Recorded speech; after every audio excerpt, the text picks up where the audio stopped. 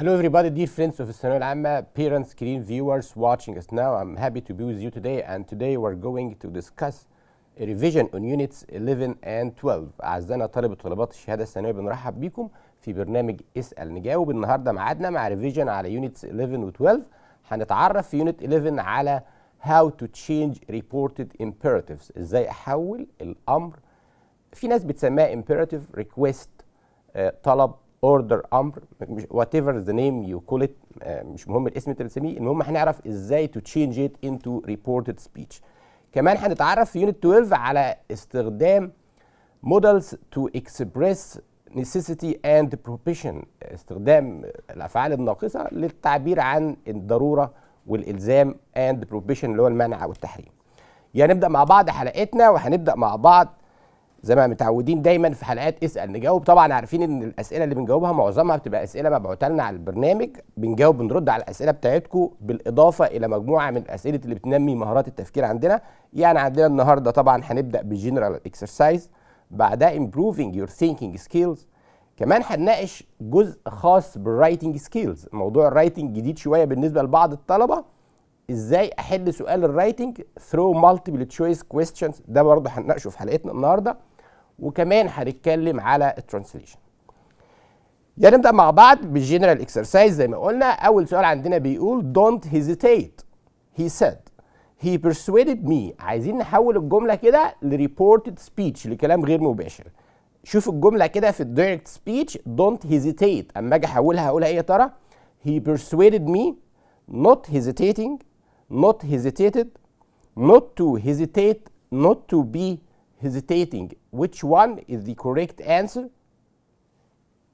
Yes, not to hesitate. طيب عايزين نفكر بعض كده بالستراكشر في الامبيراتيف, في الامر. انا ببدا بالسبجكت الفاعل, بعدها persuaded, told, asked, بعدها the addressee الشخص اللي انا بوجه له الكلام, بعديها we join using to or not to plus المصدر. يعني بنربط ب to او not to بعدها infinitive. The next question, don't smoke. حد بيقول don't smoke, the doctor warned my father. الدكتور حذر بابايا. The doctor warned my father. عايز بقى احولها لريبورت سبيتش. يا ترى اقولها ازاي؟ against smoke, not smoke, not smoking, not to be smoked. انا بحاول اديك فرصه تقولي الاجابه قبل ما تشوفها معانا. برضو ده نيجاتيف امبيراتيف, امر منفي. يا ترى هنستخدم to ولا not to, ولا هنستخدم ing بعد كلمه warned؟ yes, not to smoke, not to smoke. next نشوف السؤال التالي. he said he was exhausted, dots he had been working all day. هنقف شويه عند السؤال ده. ده سؤال هنتكلم فيه على حاجه اسمها present participle. البريزنت participle اللي هو الفيرب بلس ing. يا ترى اقول explaining, asking, telling, expecting. he said he was exhausted, قال انه كان تعبان. يا ترى هنا he's asking هو بيسأل, ولا telling he had been working؟ telling حتى لو هستخدم telling المفروض يبقى بعدها telling هو بيكلم مين. expecting لا طبعا, هنا الإجابة explaining. he said he was exhausted, هو قال ان هو منهك او تعبان. explaining بيشرح لنا كده he had been working all day, هو عايز يفسر لنا ان هو كان شغال طول اليوم. بيقول he was exhausted. explaining عشان الناس ما تستغربش, دي صيغه من صيغ البريزنت participle, الفيرب بلس ing. for example, هقول لك مثال تاني برضو عشان تفهم ازاي استخدم البريزنت participle. for example, I didn't pass the exam, انا ما نجحتش في الامتحان. meaning that, ده معناه meaning that I have to study this subject again, ده معناه ان انا هدرس المادة دي مرة تانية. يبقى meaning here معناها which means. meaning is the form of the present participle. يبقى زي ما قلنا الإجابة explaining. next, I'll help you with your homework tomorrow. she dots it. suggested she do. اما حد يقول I'll help you, انا هساعدك, يا ترى ده suggestion اقتراح, ولا promise to do, said to do, intended to do؟ نفكر شويه. الاسئله في النظام الجديد مش شرط ان انا ابقى مرتبط بستراكشر معين, ان انا لازم اجيب subject وبعدها اجيب told وبعدين اجيب المخاطب وذات وكده. لا، في الجمله الخبريه ممكن استخدم كلمات زي suggested promised intended، بس لازم اشوف معنى الجمله. انا لما اقول لك I'll help you انا هساعدك، يا ترى كده هيبقى ايه؟ ده اقتراح؟ لا طبعا ما اعتقدش. امال ده ايه؟ ده اسميه ايه؟ نسميها promised. he promised to do she promised to do it. next نشوف السؤال التالي. The teacher recommended المدرس recommended أوصى a few lines in my essay إن أنا أغير عدد من السطور في الإساي بتاعتي. to changing change at change. زي ما احنا متعودين أنا بحب إن أنت تقول الإجابة قبل ما تشوفها معانا. he recommended، يا ترى recommend أجيب بعدها to changing؟ مش ما أعتقدش طبعا. طب change at change ولا changing؟ he recommended changing few lines. طب عايز افكرك بالاستراكشر بتاع recommend. to recommend او recommend بيجي بعديها verb plus ing، يعني اقولها changing او اقول that I change. ممكن اجيب بعدها فعل في المصدر. على فكره حتى بعد ذات لو هي او she او any subject اي فعل لازم الفعل هيبقى في الانفينيتيف في المصدر. يبقى الاستراكشر بتاعي recommend plus ing او recommend plus that plus subject فاعل plus infinitive فعل في المصدر. she will نشوف السؤال التالي. she will dots wait in line like everyone else. she will must اما اجي اعبر عن necessity ضروره في المستقبل must have to has to have to had to. يا ترى which one is the correct answer؟ she will. yes she will have to wait in line like everyone else. عايز الخص لك موضوع النسيسيتي الضروره. when we express necessity in present اما اجي اعبر عن necessity في المضارع بستخدم must have to have got to has got to need to plus infinitive. كل الحاجات دي زائد المصدر. when I'm talking about past necessity اما اجي اتكلم عن ضروره في الماضي بنستخدم ايه؟ تمام برافو عليكم had to. في الفيوتشر ممكن نستخدم الصيغه اللي معانا دلوقتي اللي هي will have to. next نشوف السؤال التالي. Their dots an artist here 5 years ago. حد بيقول كان في رسام هنا من 5 سنين who drew tourists portraits in 5 minutes. would have been must be used to be had to be their what. طب حد هيسأل يقول طب المستر جايب سؤال على هنا الإجابة المفروض تبقى الأول؟ المفروض تبقى used to be. طب حد هيقول طب المستر جايب سؤال used to واحنا بنتكلم على necessity.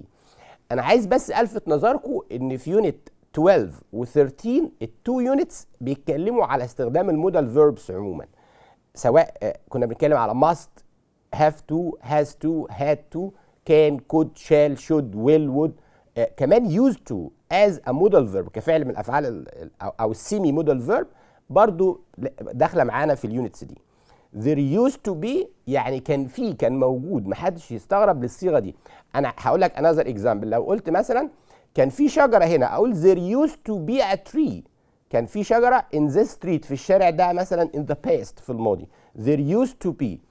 اما اجي اتكلم مثلا اقول في الماضي لو قلت مثلا there didn't used to be a metro. ما كانش في مترو in 1950s في الخمسينات ما كانش في مترو.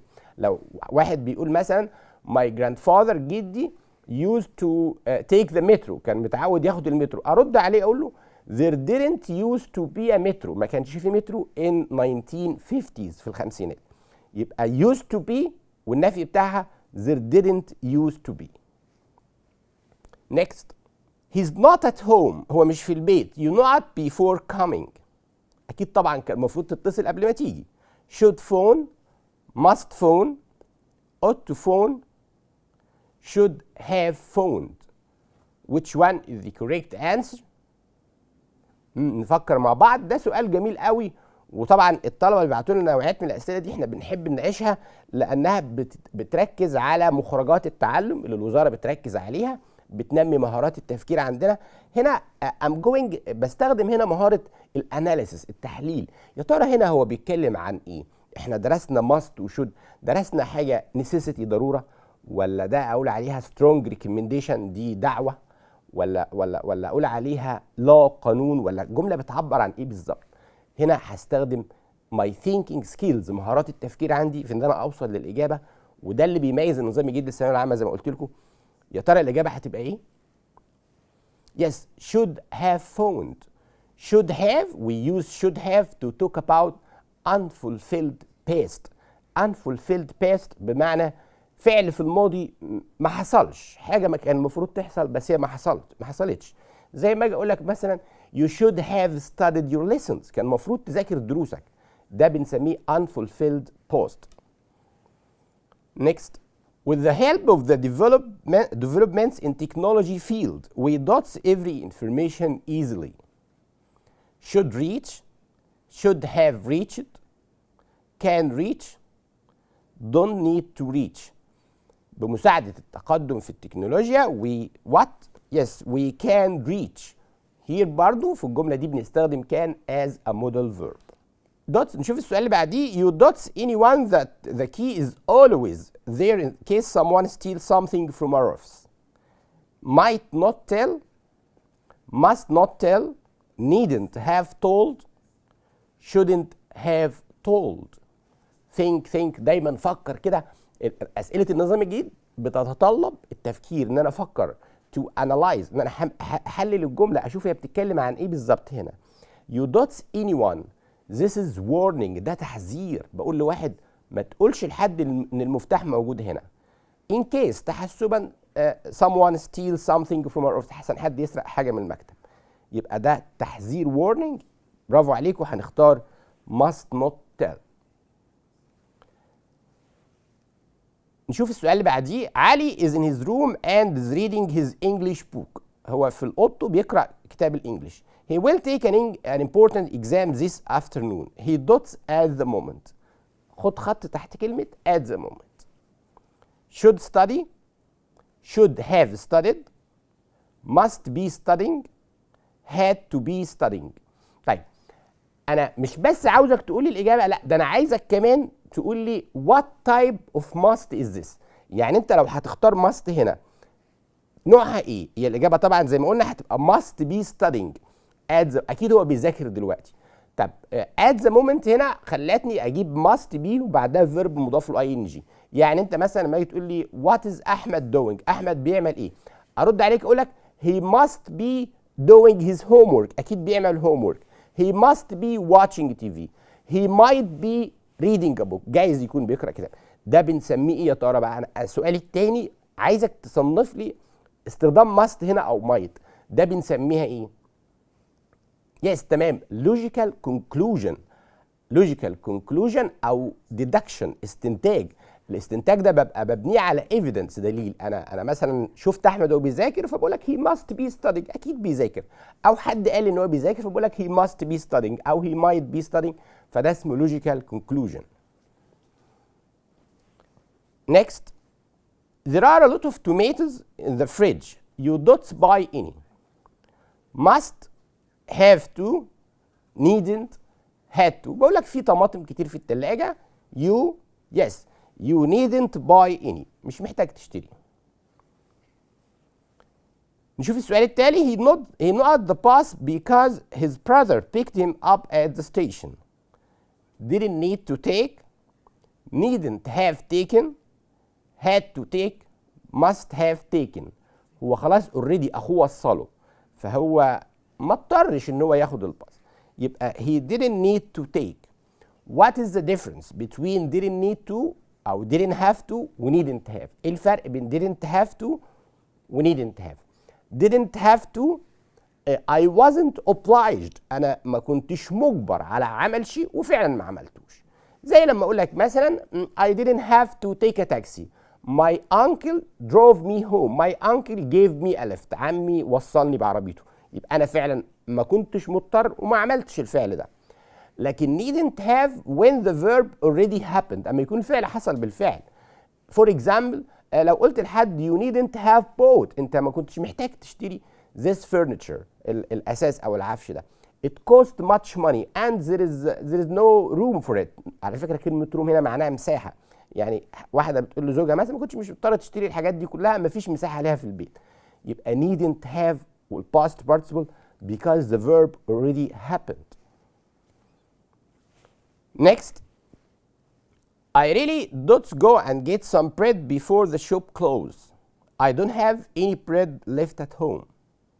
Can, must, may, and might.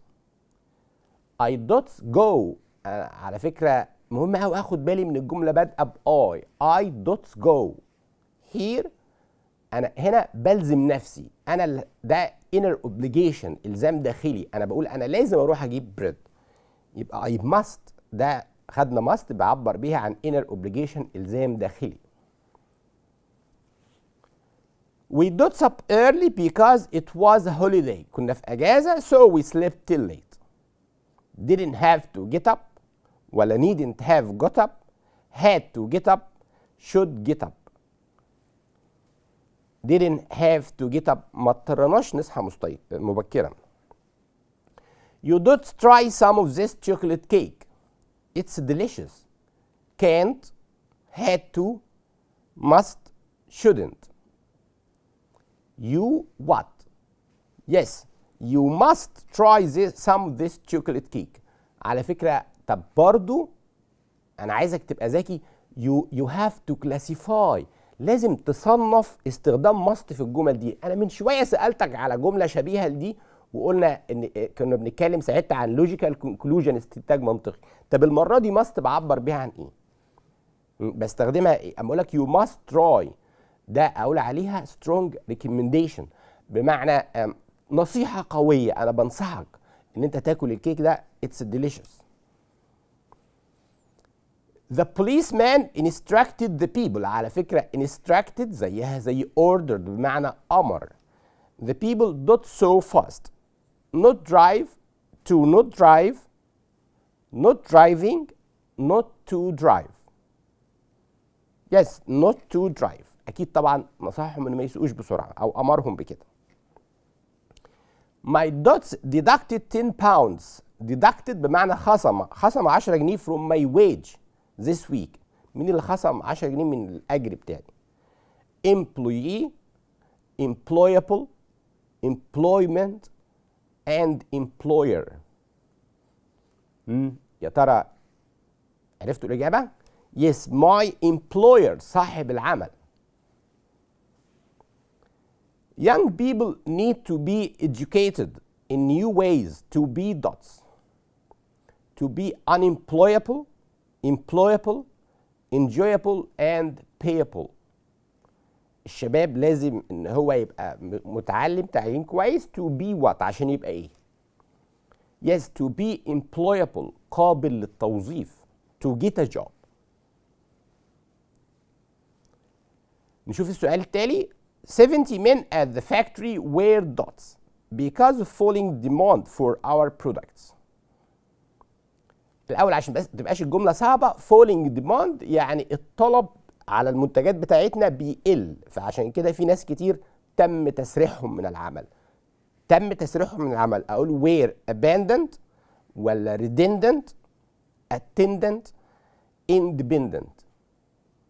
Yes, they were redundant، والنون منها redundancy. redundancy اللي هو الفصل من العمل أو تسريح العبادة.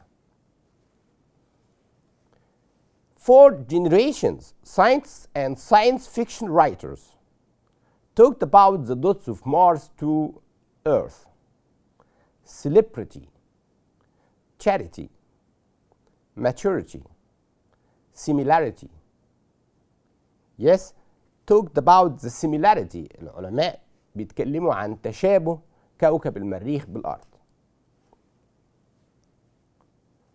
We must dots decent housing for the poor. لازم نوفر بيوت للفقراء. Prove, save, safe, and provide. احنا عايزين كلمة يوفر. We must provide. Yes. Next. Dots gave him the time to pursue his hobbies. To pursue his hobbies معناها ان هو يمارس هواياته. ايه يا ترى اللي ادته الفرصة ان هو يمارس هواياته؟ encouragement, retirement, refreshment, excitement. excitement؟ لا طبعا الإجابة retirement. retirement يعني بلوغ سن المعاش. Mr. Johnson is the head of the firm's personal, appointment, department, employment. He is the head of the firm's personal department. هو رئيس قسم شؤون العاملين. شؤون العاملين personal department، قسم شؤون العاملين. I dots on the modern art course. حد بيقول أنا سجلت اسمي في الارت كورس. dialed, appealed, enrolled and developed. طبعا سؤال خاص بالفوكابلري، واعتقد ان كلكم عارفين الاجابه. سؤال بسيط قوي، بس اقولها يا ترى dialed. في ناس برضو بتتلخبط بين dialed و enrolled. لا، enrolled on. نشوف السؤال التالي. We mustn't give in to dots. We must be optimistic. optimistic بمعنى لازم نكون متفائلين. given نستسلم. المفروض ان احنا ما نستسلمش لايه يا ترى؟ classicism, romanticism, defeatism and racism. racism على فكرة اللي هي العنصرية. We mustn't give in to yes defeatism اللي هي الانهزامية. To be defeatist is to be pessimistic. ان انت تبقى انهزامي ده معناه to be pessimistic، تبقى متشائم. يعني نشوف السؤال ده مع بعض. ده سؤال حد من اصدقائنا بعته لنا، سؤال جميل قوي خاص بروفيرب. عايزك حتى تفكر في البروفيرب الحكمه دي مقابلها ايه في اللغه العربيه. It's better to be dots than in ill company. Lion, only, loneliness and alone. It's better to be yes it's better to be alone. طب في اللغه العربيه بنقولها الرفقه خير من اصدقاء السوء. It's better to be alone than in ill company. على فكرة كلمة company here معناها رفقة أو صحبة، ودي uncountable noun، اسم لا يعد. ما ينفعش أقولها companies. لو قلتها companies يبقى دي معناها شركات. company بمعنى رفقة أو صحبة uncountable noun. نشوف السؤال اللي بعديه. A dot student is a university or college student who's older than 25. الطالب الجامعي اللي عمره أكتر من 25 سنة. stupid, mature, elderly and genius. Yes, a mature student. الطالب الناضج. She takes ages. برضو جملة ظريفة قوي. She takes ages to dots in the mornings.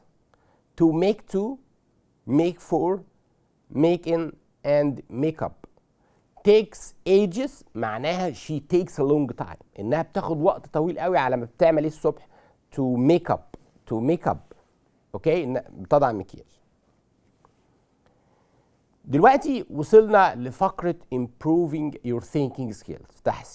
بنشتغل في الجزئية دي على تحسين مهارات التفكير، وده اللي أنا كنت قلته لكم دايما.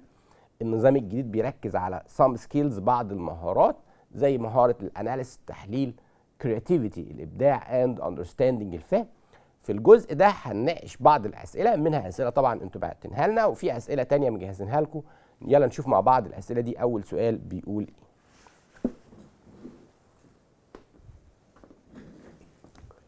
يلا نشوف مع بعض أسئلة الثينكينج سكيلز اللي اتكلمنا عنها. احنا في حلقاتنا دايما بنحاول نشتغل على مهارات الاناليسيس، التحليل، understanding and creativity.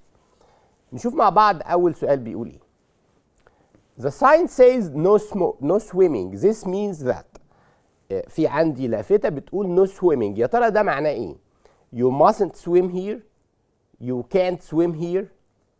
You don't have to swim here. A and B can be possible answers. يعني ممكن A أو B يبقى إجابات محتملة. نفكر مع بعض كده. When you see a sign، لما بتشوف لافتة بتقول no swimming، someone asks you، حد بيسألك what does it mean؟ هي معناها إيه؟ يا ترى معناها إيه؟ Yes، معناها A and B. ممكن أقول you mustn't swim here and you can't swim here. We can use mustn't and can't to express warning. ممكن استخدم mustn't و can't بعبر بيها عن تحذير. Next نشوف السؤال التالي.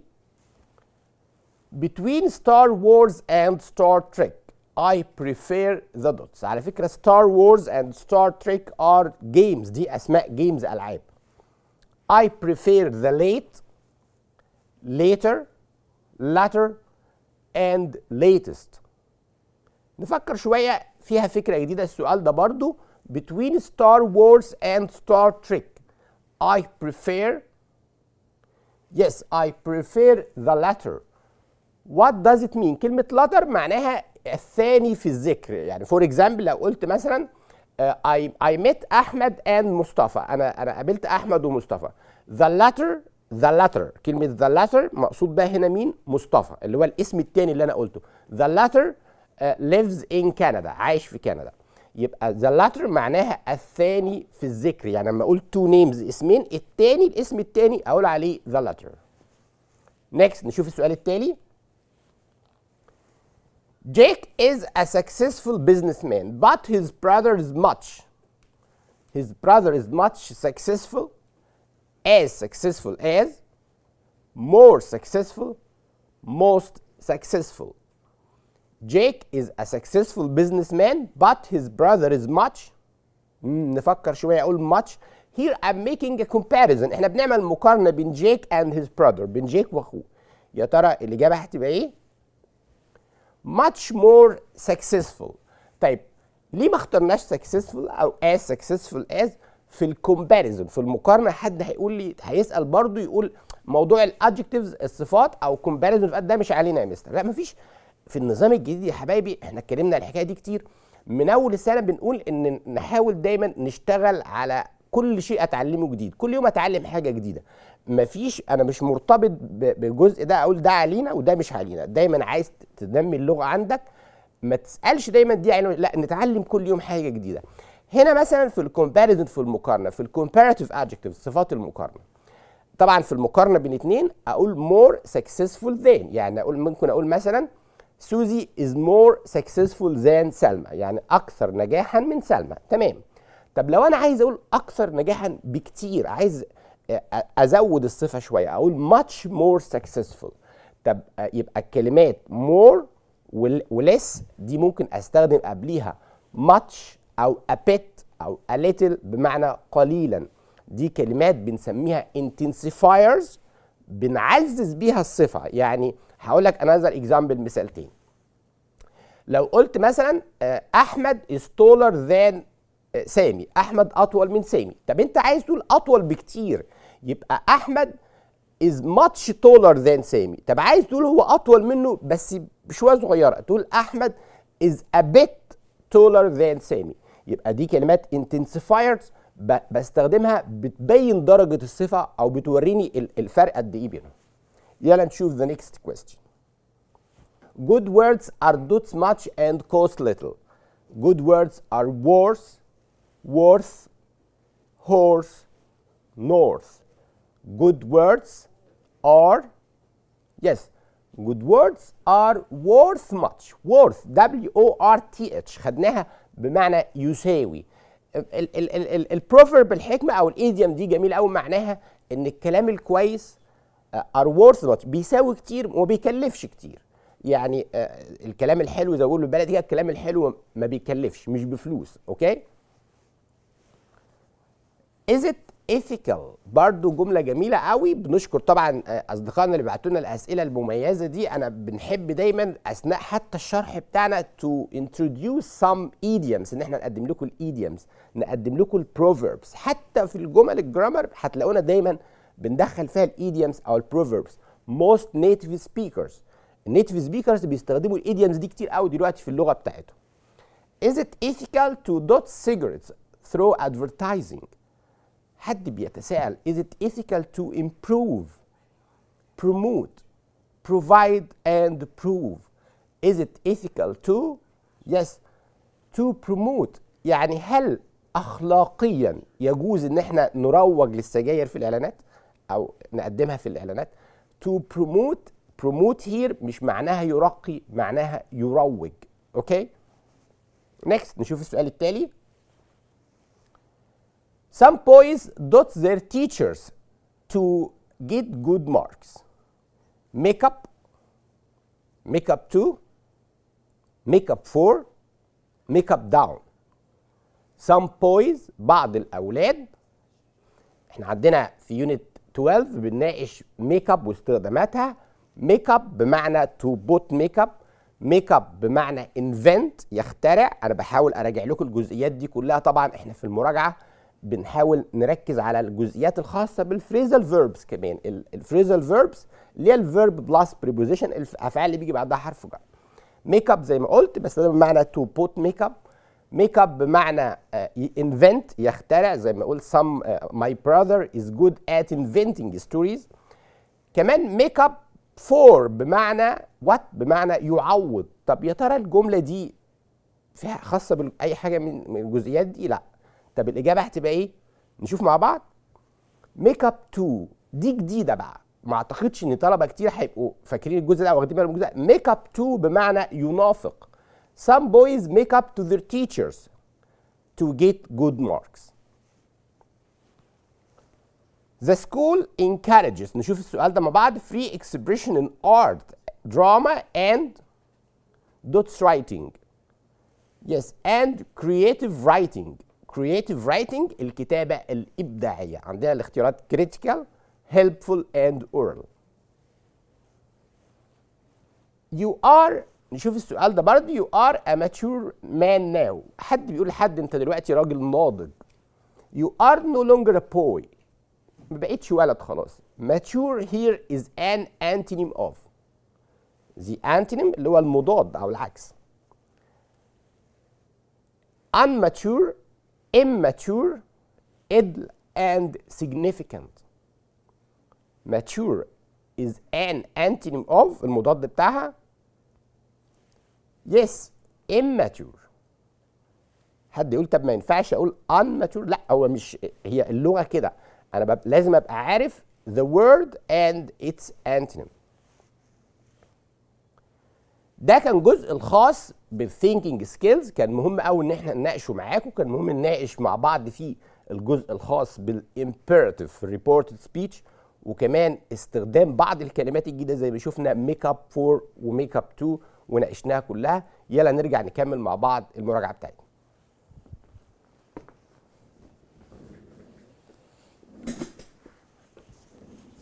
دلوقتي هنناقش مع بعض في الفقرة الثالثة من حلقتنا النهارده الرايتنج سكيلز. في الرايتنج سكيلز هنتعرف على how to write a paragraph, how to write an essay and how to write an email. طبعا دي كلها المفروض ان انا ابقى دارسها وفاهمها كويس، بس لو جات لي في اسئله multiple choice ازاي هتعامل معاها؟ writing skills لازم نبقى فاكرين كلنا انها deal with، بتتعامل مع ال punctuation rules، قواعد التراكيب، الجرامر، السبيلنج. لازم برضو يبقى في البروف ريدنج. البروف ريدنج اللي هو معناه التدقيق الاملائي. after writing a paragraph، بعد ما اكتب paragraph. after writing an essay، بعد ما اكتب مقال. I have to revise what I have written، لازم اراجع الجزء اللي انا كتبته. تعال نشوف بعض الامثله لاسئله writing skills. Which sentence has the perfect punctuation؟ أي جملة من الجمل دي البنكتويشن بتاعها صحيح تماما. If you run fast you will catch the bus. على فكرة هي نفس الجملة مكررة في الفور تشويس، في الأربع اختيارات، بس هتلاحظ كده اختلافات وعاوز أشرحها لأن الجزء ده عاوزين نشرحه، هو جديد بالنسبة لكتير من الطلبة، اللي هو استخدام الكاما، استخدام الكولون، استخدام السيمي كولون. يعني في الجملة الأولى في سيمي كولون، سيمي كولون اللي هي الكوما وفوقها نقطة. When do I use it؟ إمتى بستخدمها؟ When the two parts، لما الأجزاء بتاعت الجملة there is a link between them، في علاقة بينها الجمل. يعني for example لو قلت مثلا I like football، أنا بحب كرة القدم. My brother likes tennis، أخويا بيحب التنس. Here I can put a semicolon، هنا ممكن أحط semicolon لأن في relationship، في علاقة بين two sentences أو two ideas. When there is a relationship، لما يكون في علاقة between the two sentences I use a semicolon. أحيانا ممكن أستغنى عن السيميكولون بإن أنا أحط كوما مع وجود conjunction رابط. يعني for example لو قلت مثلا I like football، أنا بحب كرة القدم. I don't play it، انا ما بلعبهاش. هنا انا ممكن اقول I like football but I don't play it. قبل but هنحط الكوما هنا بدل السيمي كولون. نشوف الاختيار بي، هتلاقي عندك كولون اللي هي النقطتين اللي فوق بعض بنسميها كولون. دي بستخدمها to introduce a list. اما اجي اقدم قائمه. يعني ايه اما اجي اقدم قائمه؟ هقول لك اكزامبل، مثال. لو قلت my mom went shopping، مامتي ذهبت shopping and bought these things، واشترت الحاجات دي. قبل ما اقول بقى الحاجات اللي اشتريتها احط الكولون. a jacket, a dress, a camera and a laptop. افضل اعد الاشياء دي كلها احط بينها كوما، والاسم الاخراني بس بيبقى and. انا بركز قوي على الرايتنج سكيلز لانها حاجه جديده، سؤال جديد، الطلبه مش متعوده على اسئله المالتيبل تشويس بالنسبه للرايتنج سكيلز. الاختيار سي if you run fast you will catch the bus. في كوما، دي الإجابة الصحيحة فعلا. if you run fast you will catch the bus. طب ليه بين two sentence أو two parts، بين الجزئين أما بنبدأ الجملة بأحد الروابط زي if أو when أو although أو while، في نص الجملة بحط كوما. يعني هقول لك مثال تاني. when I see أحمد، لما أشوف أحمد I will talk to him، هتكلم معاه. في النص كده قبل I will talk to him هحط الكوما to separate علشان أفصل these two parts of the sentence، الجزئين دول. على فكرة الفرق بين using colon and using semicolon and using comma، الفرق بين استخدام السيميكولون واستخدام الكوما، the semicolon joins، السيميكولون بتربط أو links ideas، بتربط أفكار ببعضيها، لكن الكوما separate، بتفصل between ideas، بين الأفكار. لو بصينا الاختيار دي هتلاقي عندك في موجود exclamation mark، علامة تعجب. when do I use، امتى استخدم الاكسكلاميشن مارك؟ بستخدم exclamation mark when I'm talking about a strong imperative، امر قوي. برضو مع العبارات اللي بتعبر عن exclamation، زي مثلا لما اجي اقول what a beautiful girl، البنت دي جميلة قوي، what a beautiful girl. what a tall man، حد طويل قوي، بقول what a tall man، بعبر هنا عن surprise او exclamation، التعجب، بان انا بحط بعد الجمله دي احط exclamation mark، وبيسموها برضو exclamation point. عايز بس انبه على حاجه في موضوع الاكسكلاميشن مارك او exclamation point. it's not preferable، مش ما يفضلش قوي في الاساي to use it too much، يعني انت تستخدمها كتير، خاصة in formal writing، في الكتابة الرسمية، أو in I'm writing an email for my boss، أما بكتب إيميل لرئيسي في الشغل مثلا، أو for someone who's older than me، حد أكبر مني، ما ينفعش أحط الإكسكليميشن مارك، علامة التعجب دي كتير. في حد في اللينجويستس، حد من الناس اللغويين الأجانب، قال عبارة ظريفة أوي عجبتني في الجزء ده. قال using exclamation mark is like laughing at your own jokes. يعني ايه؟ يقصد ايه؟ دي عباره ظريفه، بيقول استخدام علامه التعجب ده كانك بتضحك على النكت بتاعتك انت، يعني انت اللي بتقول الحاجه وانت اللي بتضحك عليها. ف it's not preferable to use it too much، ما يفضلش تستخدمها كتير، يعني لو مره واحده في كل باراجراف it's okay. يلا نشوف السؤال التالي. when did you return home؟ when did you return home؟ هنا هستخدم ايه يا ترى؟ هستخدم period، exclamation mark، semicolon or question mark. ده ايه يا ترى؟ الجمله دي اقول عليها ايه؟ statement، جمله خبريه احط period، ولا بتعبر عن exclamation او surprise، تعجب، فاستخدم الاكسكلاميشن مارك، ولا استخدم semicolon، ولا question mark؟ yes، question mark علامه استفهام علشان ده سؤال، ده واضح قوي انها سؤال. next نشوف السؤال التالي. in a paragraph about the benefits of caffeine، انا هقف معاكم شويه عند السؤال ده عشان خاطر نفهم فكره السؤال نفسه. which of the following shouldn't be included؟ في paragraph بيتكلم عن فوائد الكافيين، يا ترى اي جمله من دي ما ينفعش ان انا احطها؟ الباراجراف بيتكلم عن the benefits of caffeine. the recommended numbers of cups of coffee a person should drink every day، العدد الموصى به من عدد فناجين القهوة. The cost of importing caffeine، تكلفة استيراد الكافيين أو coffee beans، حبوب القهوة. The effects of chemical stimulants. The recommended numbers of cups of tea a person should drink every day. فكر كده شوية. في جملة من دي ما ينفعش to be included، إنها تبقى موجودة في paragraph بيتكلم عن the benefits of كافيين، عن فوائد الكافيين. يا ترى which one؟ نشوف الإجابة الأول وهنوضح. The cost of importing coffee beans، تكلفة استيراد حبوب القهوة. طبعا ما ينفعش أنا بتكلم في باراجراف عن the benefits of كافيين، فوائد الكافيين، واتكلم عن تكلفة استيراد حبوب القهوة. طب ليه؟ The two ideas must be related. الفكرتين في الباراجراف لازم يكونوا مرتبطين ببعض. يعني فور اكزامبل هقول لك مثال. لو جيت في باراجراف ورحت كتبت جمله بتقول I like apples، بحب الابلز، I like apples، وجيت في الجمله اللي بعديها قلت مثلا football is my favorite sport. انا ممكن اعملها لك دي في شكل سؤال. في باراجراف في الجمله الاولى بتقول I like apples، الجمله الثانيه football is my favorite sport، كره القدم رياضتي المفضله. What's wrong with these two sentences؟ ايه الخطأ هنا؟ The two ideas are not related. الفكرتين ما لهمش علاقة ببعض. A paragraph must discuss one idea. لازم الباراجراف يناقش فكرة واحدة. انت بتتكلم عن الابلز، يبقى خلاص هنكمل الباراجراف كله بنفس الشكل. ممكن تقول مثلا I like apples، ممكن في الجملة اللي بعديها تروح تتكلم تقول orange is healthy، او my brother likes orange، اخويا بيحب الاورنج البرتقال، ماشي. as they are all fruit، انت لسه برضو بتتكلم في فاكهه ان apples او fruit. لكن ما ينفعش ان انا اتكلم اقول I like apples واجي في الجمله اللي بعديها اقول football is my favorite sport.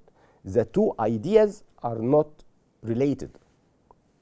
next نشوف السؤال التالي. وصلنا للترانسليشن، الترجمه. في الترجمه لازم ابقى عارف ان ممكن يختبرني في اسئله المالتيبل تشويس خاصه بالترجمه في اجزاء كتير. ممكن يختبرني في الرولز، القواعد نفسها، ان انا ازاي ابدا امتى بالسبجكت الفاعل، امتى ابدا بالفيرب بالفعل. لازم برضو اخد بالي من كل الستراكشر رولز، قواعد الجرامر اللي احنا بندرسها. لازم احافظ على التنس، زمن الجمله. يعني لو بيتكلم على something which happened in the past، حاجه حصلت في الماضي، اكيد هبقى انا ملتزم بزمن الباست سيمبل، ماضي بسيط، past continuous ماضي مستمر، او past perfect ماضي تام. لو انا بتكلم عن something that will happen in the future، لازم ابقى عارف برضو الستراكشر بتاع الجمله في الفيوتشر هيبقى ايه. بتكلم على موضوع عام، بناقش موضوع عام، يبقى اكيد هستخدم البريزنت سيمبل، المضارع البسيط. دي كلها قواعد لازم ابقى ملتزم بيها. لازم ابقى عارف برضو الفرق بين الانجليش والعربيك. الجمله في الانجليش ببدا بالسبجكت الفاعل، لكن في العربي لو الجمله فعليه ببدا بالفعل. تعال نشوف مثال مع بعض. ربما ينجح العلماء قريبا في اكتشاف علاج فعال لكثير من الأمراض التي تفتك بالبشر. نفكر مع بعض في الفور choices، الأربع اختيارات. Scientists may soon succeed in exploring an effective treatment for a lot of diseases that kill people. أنا بحاول أشرح لك بالراحة الجزئيات بالذات بتاعت الرايتنج سكيلز والترانسليشن، لأن جديدة بالنسبة لنا إن إحنا نشوفها في شكل multiple choice. الاختيار A science may soon succeed in exploring، succeed in تمام بيجي بعدها ing، an effective treatment for a lot of these that kill people. طب نشوف الاختيار B science may soon succeed in inventing an effective treatment for a lot of diseases that kill people. طب هو في فرق بين الجملتين؟ انا عايزك تلمح كده. في الجمله الاولى في exploring، في الجمله الثانيه inventing. طب ايه الفرق؟ to explore يستكشف، على فكره الجملتين خطا مش هينفعوا. explore to visit a place، ان انت بتستكشف مكان بغرض الدراسه، بتروح مكان بغرض الدراسه. invent بتخترع، والدواء ده مش هيبقى اختراع، ده هيبقى discovery، اكتشاف. طب نشوف الاختيار سي Science may soon succeed to discovering. هو المرة دي جاب discover بس قال succeed to جاب ing، مش هتبقى صح برضه. An effective treatment for a lot of diseases that kill people. نشوف الاختيار دي. Scientists may soon succeed in discovering an effective treatment for a lot of diseases that kill people. يا ترى which one is the correct answer؟ Yes، الاختيار D. Science may soon succeed in discovering an effective treatment for a lot of diseases that kill people. عايز بس انوع وافكركم ان succeed in بيجي بعدها verb plus ing. هفكركم بس كجرامر بالفرق بين succeed in و manage to. succeed in verb plus ing، manage to plus infinitive بيجي بعدها فعل في المصدر. for example لو قلت مثلا احمد succeeded in convincing me، نجح في اقناعي to help him ان انا اساعده، او persuading me succeed in وجبت بعدها ing. managed to لو قلت منى managed to نجحت في انها منى managed to write a correct essay. managed to وجبت بعدها verb في الانفينيتيف فعل في المصدر. يلا نشوف السؤال التالي. ان حرق الوقود وازالة الغابات يسببان تغيرا مناخيا خطيرا. برضو انا بحاول اديك فرصة كده تفكر في الاجابة، وفي نفس الوقت دي نوعيات اسئلة جديدة. ان حرق الوقود وازالة الغابات يسببان تغيرا مناخيا خطيرا. يا ترى هنترجمها ازاي into English؟ burning fuel، burn اللي هي يحرق، burning fuel and deforestation cause serious climate change. على فكرة deforestation بمعنى إزالة الغابات، burning fuel and deforestation يبقى حرق الوقود وإزالة الغابات cause serious climate change. إن على فكرة ما بترجمهاش في الإنجليش، مش هينفع أقولها ذات ولا هينفع أترجمها خالص. إن وأن وقد ولقد الكلمات بتاعت اللغة العربية دي ما بترجمهاش، بس في ملاحظات عليها. لو قلت لك مثلا كلمة قد، لو قلت مثلا قد يصل أحمد غدا، إزاي أترجمها؟ قد يصل أحمد غدا. أقول أحمد may arrive tomorrow، أحمد may arrive tomorrow، لأن قد هنا بتدي معنى ربما يصل غدا. لكن لو قلت لقد وصل أحمد بالفعل، أقول أحمد has already arrived. لقد وصل، في فرق بين الاثنين. اما اقول قد يصل يبقى هنا بتكلم عن something that may happen in the future. لكن اما اجي اقول لقد وصل احمد بالفعل، اقول احمد has already arrived، يبقى هنا هستخدم ال present perfect المضارع التام. في فرق بين قد ولقد، لكن ان وان ما بترجمهاش في الانجليش. نشوف الاختيار بي. burning fuel and deforestation cause serious climate change. في فرق بين serious و series. series طبعا معناها سلسلة. الاختيار سي burning fuel and deforestation cause gentle climate change. gentle means معناها لطيف. burning fuel الاختيار دي burning fuel and deforestation causes serious climate change.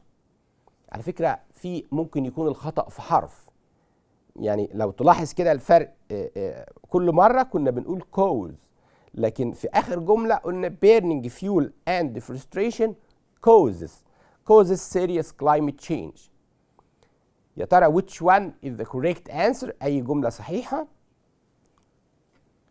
Yes، burning fuel and deforestation cause serious climate change. طبعا هنا بنتكلم this is plural، ده جمع. طالما بنتكلم على شيء جمع مش هينفع ان انا اقولها causes، لا تبقى cause. burning fuel and deforestation cause serious climate change.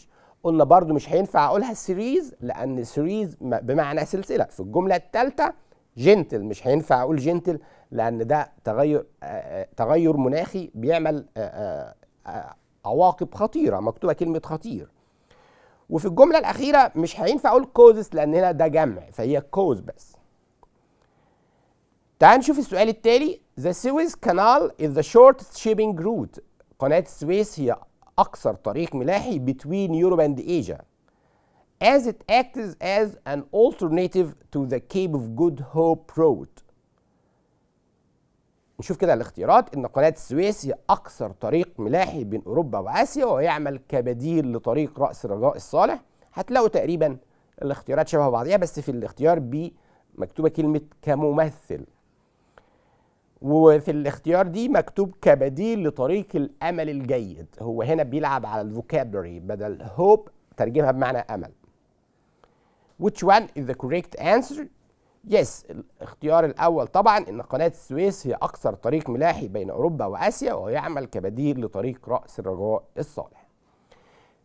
Dear friends, today we discussed ناقشنا مع بعض النهارده revision on units 11 and 12. ناقشنا مع بعض المراجعة على unit 11 12. ناقشنا فيها reported imperatives الامر الغير مباشر. اتكلمنا عن امتى استخدم to، امتى استخدم not to. ما ننساش كمان ان انا ممكن استخدم never لو الجملة فيها كلمة don't ever بحولها ل never. اتكلمنا كمان على استخدام models for necessity, obligation and prohibition ازاي واتكلمنا كمان عن lack of necessity عدم وجود ضرورة. دي كلها جزئيات ناقشناها مع بعض. شفنا كمان الجزء الخاص بالثينكينج سكيلز، وناقشنا كمان اسئلة الرايتنج سكيلز.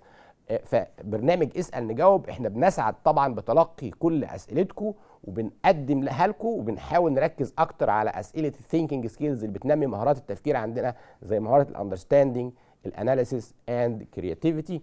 Dear friends, I enjoyed being with you today. Thank you for watching and see you next time.